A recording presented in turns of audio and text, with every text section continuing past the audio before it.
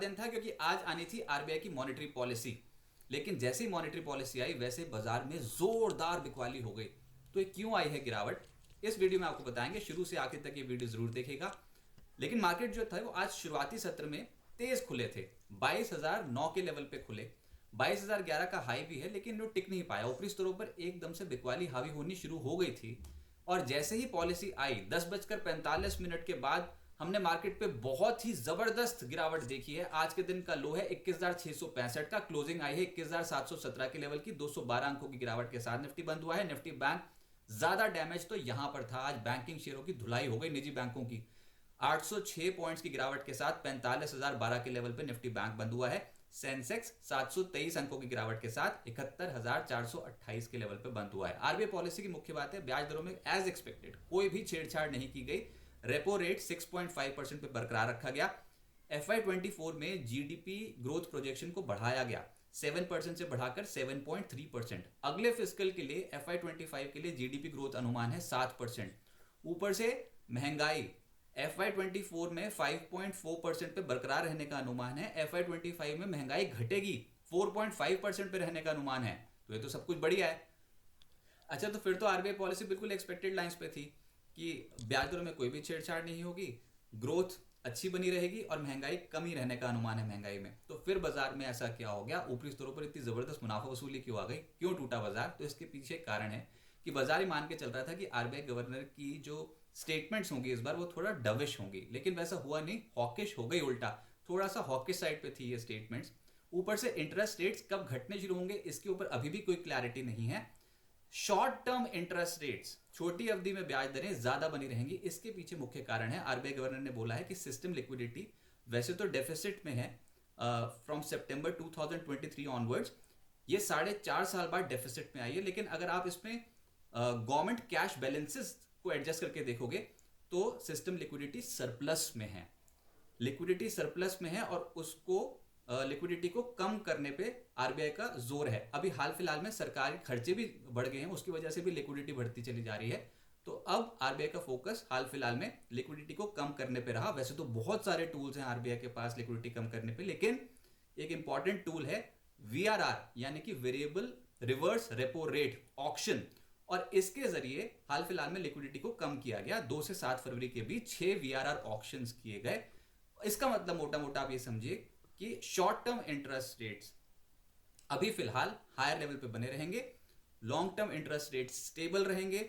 लेकिन बाजार को बस यही चीज नहीं पसंद आई कि short term interest rates higher level पे बने रहेंगे, और ये बैंकिंग के लिए एटलीस्ट फॉर शॉर्ट टर्म उतना अच्छा ट्रिगर नहीं माना जाता है। और ऊपर से बैंक्स के लिए एक और बात यहां पर की गई थी कि की फैक्ट स्टेटमेंट, जिसको हम केएफएस बोलते हैं, जैसे आप लोन लेने जाते हो तो उसमें आपको ब्याज दरें बताई जाती है कि इस ब्याज दर पे आपको लोन मिलेगा, लेकिन उसमें कुछ हिडन चार्जेस भी होते हैं, जैसे कि प्रोसेसिंग फीस और अन्य चार्जेस, जिसके बारे में अक्सर ब्यौरा नहीं देते। कुछ बैंक्स देते हैं, कुछ बैंक्स नहीं देते।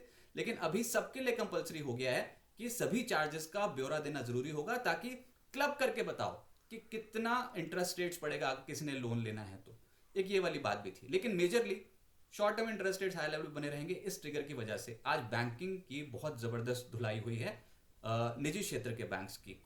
तो आज अगर आप पूरे मार्केट्स को देखते हैं तो एडवांसेस मात्र थे 15 और चढ़ने वाले थे आज के सत्र में 34। एक बिना बदलाव के बंद हुआ है निफ्टी पे। जो गेनर था सबसे ज्यादा वो था स्टेट बैंक ऑफ इंडिया। निजी क्षेत्र के बैंक्स नहीं चल रहे थे, लेकिन कुछ सरकारी बैंक्स बहुत तेज चल रहे थे। एसबीआई का स्टॉक तो वैसे ही धूम मचाए हुए, आज 3.5% और चढ़ गया। बीपीसीएल 3.25% ऊपर रहा। पावरग्रिड, कोल इंडिया, हिंडाल्को, इन स्टॉक्स में आज के सत्र में तेजी देखने को मिली। निफ्टी लूजर्स में कोटक बैंक की धुलाई हो गई, 3.5% ये नीचे आ गया। ब्रिटानिया 3% नीचे रहा। एक्सिस बैंक 3% टूट गया। नेस्ले, आइशर मोटर्स जैसे स्टॉक भी करीब करीब 3% टूटे हैं। एफएनओ गेनर्स में कमिंस, नतीजों का इंपैक्ट 0.8% उछल गया। ट्रेंड 6.5%, पिछले 2 ट्रेडिंग सेशन से धुआंधार चाल दिखाई है स्टॉक ने। जील 6% चढ़ा। एचएएल 5% ऊपर रहा और टाटा कम्युनिकेशन 4% चढ़ता हुआ नजर आया।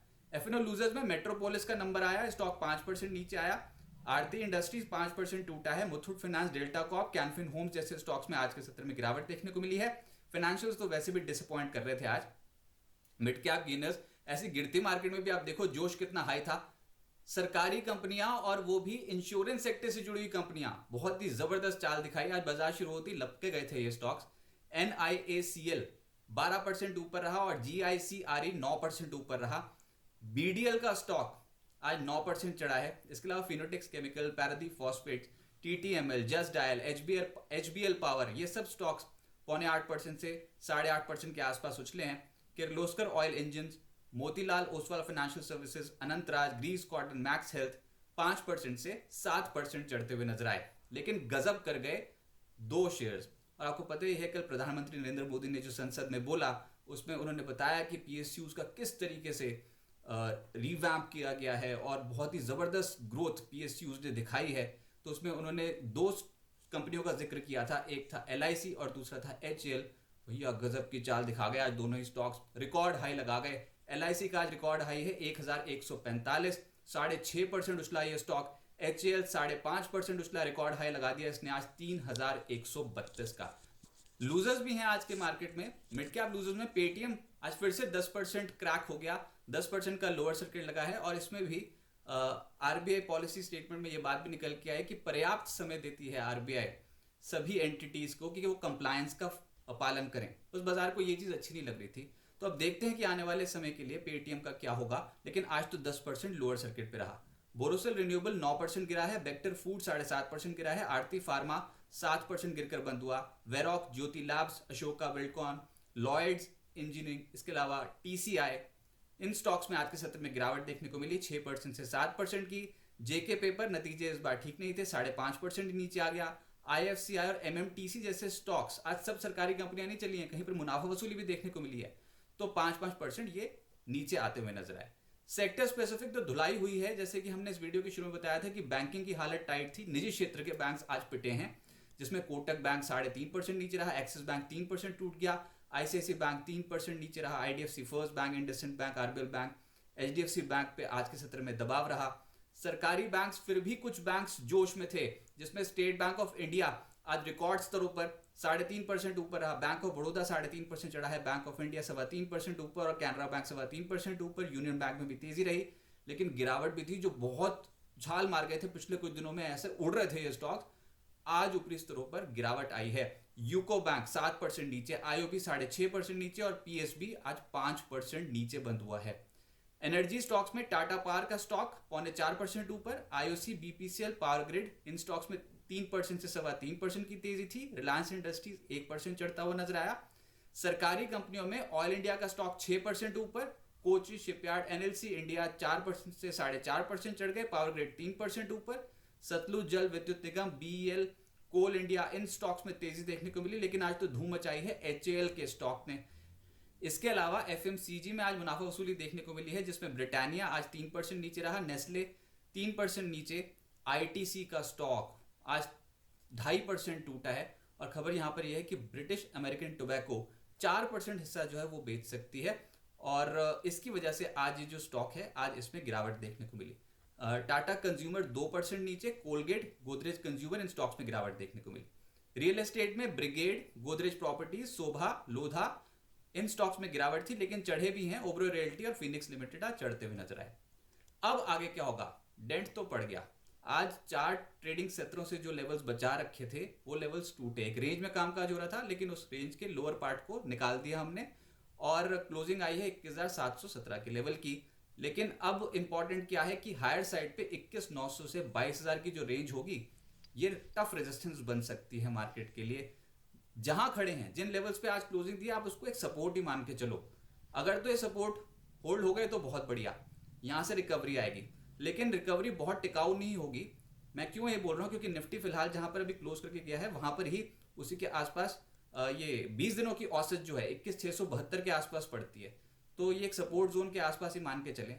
लेकिन बैंक निफ्टी बाजार की कमजोर कड़ी है, हाई वेटेज है बैंक निफ्टी का, बैंकिंग स्टॉक्स का, बैंक निफ्टी पे भी और निफ्टी पे भी। तो फिर जब तक बैंक्स, निजी क्षेत्र के बैंक्स पार्टिसिपेट नहीं करेंगे या फिर कोई और बड़ा सेक्टर जैसे कि IT नहीं आ जाता सामने, तब तक कोई बड़ी चाल बाजार पे बन नहीं सकती। इसलिए ये जो अगर कोई उछाल भी आया तो वो टिकाऊ नहीं होगा, ऊपरी स्तरों पे बिकवाली हावी हो सकती है, तो बाजार हिचकोले खाता रहेगा। स्पेशली मिड कैप्स बहुत स्पीड से चढ़ गए हैं, बहुत सारे स्टॉक्स, तो वहां पर करेक्शन ओवरड्यू है। तो देखते हैं मिड कैप स्टॉक्स पे ऊपरी स्तरों पे मुनाफा वसूली होती है कि नहीं। लेकिन डरने घबराने की जरूरत नहीं है, बाजार एक रेंज में कंसोलिडेट करेगा। अगर नीचे जाते भी है तो खरीदारी आ जाएगी, पर फॉर शॉर्ट टर्म ऐसा लग रहा है कि बाजार में बैंकिंग एक कमजोर कड़ी निकल